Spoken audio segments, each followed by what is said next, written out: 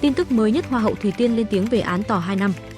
Nguyễn Thúc Thùy Tiên, sau phiên tòa sơ thẩm về vụ quảng cáo sai sự thật cho sản phẩm kẹo bổ sung Keza, đã chọn không kháng cáo, chính thức chấp nhận bản án 2 năm tù.